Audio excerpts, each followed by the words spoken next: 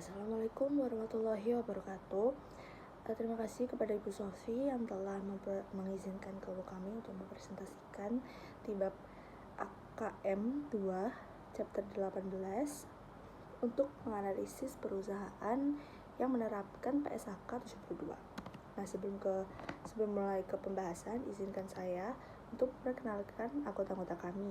Yang pertama ada saya, Gian Saputra Sugianto dengan NPM Mahir 125, lalu ada Muhammad Wongso Prasetyo dengan NPM Mahir 144, ada Kenji Akamaruji dengan NPM Mahir 088 dan Magdalena Purba dengan NPM Mahir 151. Nah, di sini penerapan PSAK 72 tentang pengakuan pendapatan di perusahaan PT Semen Indonesia bersero terbuka, yaitu ada 4, pendapatan dari kontrak pelanggan, pendapatan dari penjualan barang, pendapatan dari pemberian jasa, dan pendapatan yang berhubungan dengan kontrak konstruksi. Nah, pengakuan pendapatan di sini ada di pengakuan pendapatan dan beban di CLAK. Nah, pendapatan grup terutama berasal dari penjualan bahan bangunan terstruktur sederhana seperti semen, agregat, beton, siap pakai yang pengendaliannya dialihkan kepada pelanggan yang pada waktu tertentu tergantung pada kontrak penjualan. Untuk selanjutnya akan dijelaskan oleh teman saya. Selanjutnya yaitu pendapatan dari kontrak pelanggan. Pendapatan dari kontrak dengan pelanggan diakui dengan mengacu pada setiap kewajiban pelaksanaan berbeda yang dijanjikan dalam kontrak dengan pelanggan.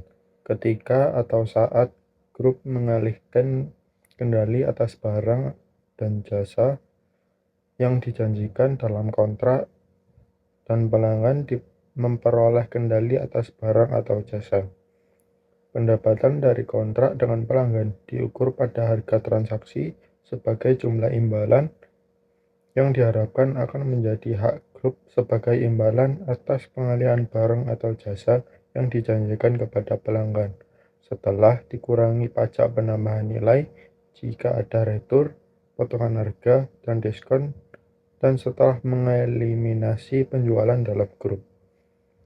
Harga transaksi dialokasikan untuk setiap barang atau jasa yang berbeda dan dijanjikan dalam kontrak, yang tergantung pada persyaratan kontrak. Pendapatan yang diakui ketika kewajiban pelaksanaan terpenuhi yang mungkin terjadi pada suatu waktu atau seiring waktu. Selanjutnya, pendapatan dari penjualan barang. Pendapatan dari penjualan barang diakui pada saat penjualan, ketika pengendalian aset dialihkan kepada pelanggan sesuai dengan ketentuan penjualan. Jika kontrak dengan pelanggan mencakup serangkaian hasil kerja, kewajiban pelaksanaan perlu diidentifikasi. Harga transaksi yang merupakan imbalan ditetapkan dalam kontrak dan setelah dikurangi diskon jika ada, dialokasikan untuk setiap kewajiban pelaksanaan berdasarkan harga jual relatif masing-masing. Pendapatan dari pemberian jasa. Pendapatan dari pemberian jasa diakui sepanjang waktu kontrak. Grup mengakui pendapatan atas kewajiban pelaksanaan yang dipenuhi sepanjang waktu jika entitas dapat mengukur kemajuan secara wajar terhadap penyelesaian penuh atas kewajiban pelaksanaan. Dalam beberapa keadaan, grup tidak dapat mengukur hasil kewajiban pelaksanaan secara wajar, tetapi grup memperkirakan untuk membelikan biaya yang terjadi dalam memenuhi kewajiban pelaksanaan. Dalam keadaan tersebut, grup mengakui pendapatan sejumlah biaya yang terjadi sampai waktu tertentu di mana grup dapat mengukur hasil kewajiban pelaksanaan secara wajar. Pendapatan yang berhubungan dengan kontrak konstruksi dicatat dengan menggunakan metode persentase penyelesaian. Dengan metode ini, pendapatan yang diakui setara dengan estimasi terbaru dari total nilai kontrak dikalikan dengan tingkat penyelesaian sebenarnya yang ditentukan dengan mengacu pada keadaan fisik kemajuan pekerjaan atau metode output. Aset kontrak dan kewajiban kontrak diakui segera setelah salah satu pihak yang mengadakan kontrak memulai pelaksanaan kontrak. Aset kontrak dan kewajiban kontrak tidak ditampilkan secara terpisah di neraca, tetapi di bawah masing-masing piutang, usaha, dan uang muka penjualan. Selanjutnya ada total pendapatan yang diakui, yang mana penilaian pengakuan pendapatan yang didapatkan oleh PT Semen Indonesia. Data ini diambil dari laporan laba rugi penghasilan komprehensif yang berakhir pada tanggal 31 Desember tahun 2023 dan tahun 2024 pada laporan keuangan PT Semen Indonesia.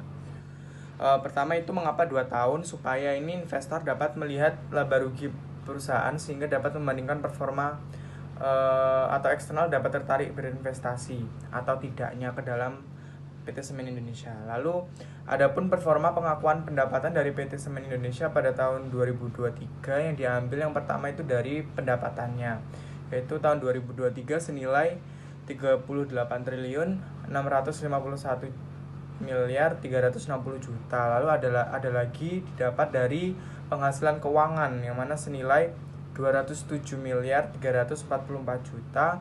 Lalu ada pendapatan operasi bersih lainnya yaitu sebesar 191 miliar 222 juta. Maka didapatkan jika semua ditotal dari pendapatan, penghasilan keuangan, lalu pendapatan bersih operasi lainnya, maka pengakuan yang didapatkan oleh PT Semen Indonesia pada tahun 2023 itu totalnya sebesar 39 triliun 49 miliar 926 juta untuk total pengakuan pendapatan pada tahun tersebut. Sekian presentasi dari kelompok kami. Kurang dan lebihnya saya mohon maaf. Wassalamualaikum warahmatullahi wabarakatuh.